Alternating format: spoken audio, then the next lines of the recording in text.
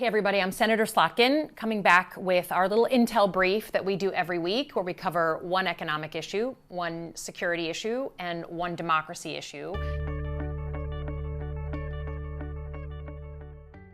This week on economic security, we're going to talk about energy costs, where they are, where they're going, and what you need to be aware of as a homeowner, as a renter. Number two, we're going to talk about the LA protests going on right now and the military response and the sort of constitutional issues that brings up for every American. And then number three, we're going to talk about President Trump's very, very liberal use of the presidential pardon already in his first term, first 6 months.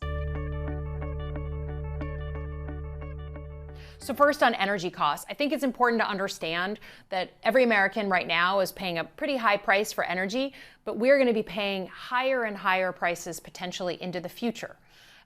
We are going to be consuming more energy as a nation from our cell phones or the use of AI. Just our consumption of electricity as a nation is going up. That means demand for more energy is going up. Unfortunately, the president has taken a pretty political view of energy, right? Some energy is good, other energy is bad. In the big, beautiful bill, he cut a bunch of programs that were aimed at lowering the price of energy. He cut all the investment incentives for things like solar and wind and alternative energy.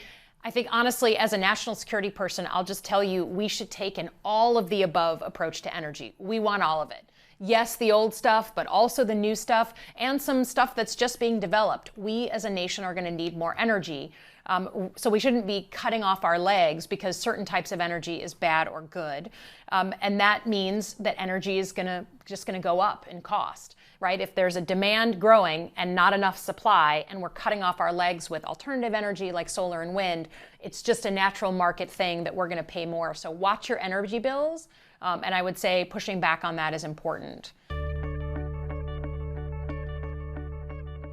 Number two, we're all watching what's going on in LA, the kind of chaos around what's happening between protests, which are both peaceful and not peaceful, and then the response, not just from the LAPD, but now from the National Guard being sent in, and active duty U.S. Marines being sent in.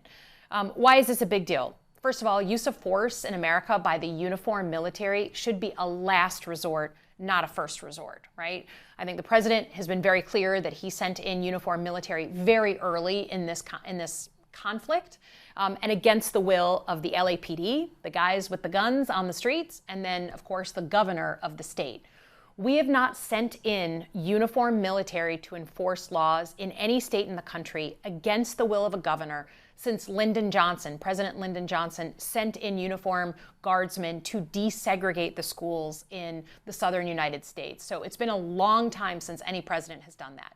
Why is this important? Well, right now, these uniformed military are going in and they are providing largely support to the LAPD. Again, they didn't ask for it, but they're providing that support. What really starts to change if we see these uniformed military being asked to perform law enforcement responsibilities. So think of what cops do: arrest, detaining, use of force, trying to de-escalate from use of force. The stuff that LAPD officers get 600 hours of training in, we're now sending in our uniformed military, and they're just starting to do very, very basic things that just touch the issue of law enforcement. The reason why this is a problem is that they don't have that training, right? They have about a couple of hours of training. And the military mindset, we have the best military in the world. They will protect us from any enemy from abroad. But that mindset is very different. Iraq, Afghanistan is very different than the streets of the United States. So I think what I'm concerned about is that you can have things spiral out of control when our uniformed military, who are just doing what they're told, are now forced into law enforcement roles. And they are doing it badly, doing it in a way that escalates, doing it in a way that hurts people. In 1992, we had the uniformed military sent in to help with the riots with the Rodney King verdict. And there's a classic example. The LAPD asked for help from the Marines. They said they're going into a house. They said, "Cover me." They went inside the house. All of a sudden, the Marines start shooting.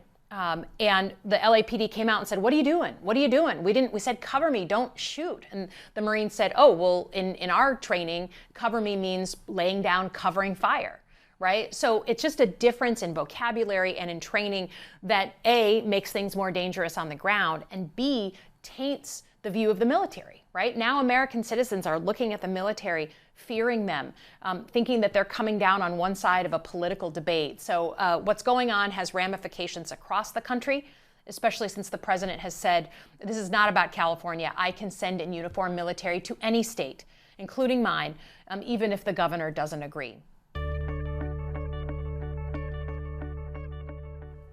Lastly, let's talk about pardons. The presidential pardon is something that has been used and abused by Democrats and Republican presidents for a long time. It's just a thing that the president can do that's always controversial. Typically, presidents wait till the end of their terms, they're on their way out, and they do some pardons, largely for mercy reasons, sometimes for other reasons. President Trump has begun pardoning officials less than 6 months into his term, and it's a very big number, and the spread of people that he are pardoning are really people who are either A, hardened criminals, cop killers, or number two, people who have donated, who have had people engage and support the president as a way to potentially get themselves a pardon. Just to give you an example of some of the people. Of course, the January 6th insurrectionists, the people that I ran from when I was a House member, and we had our violent riot here at the Capitol. Number two, a guy named Duke Cunningham. Remember him? He accepted bribes in exchange for defense contracts. He literally had a menu of things to pick from for bribery. Paul Walzak, he stole $11 million from nursing home doctors and nurses to buy a yacht. Then we have the hardened criminals. Ross Ulbricht, 6 murders for hire. He was the founder of the drug trafficking route called the Silk Road. And Larry Hoover from Chicago, he ran a huge drug syndicate in 35 states, $100 million in drugs per year and countless murders. So I would just put on your radar that this is one of many different unusual things that we see the president doing. The pardons are happening. They're cop killers, they're murderers, they're people who are interested in pay for play, and you should just keep your eye on what's happening. Thanks, and we'll be back next week.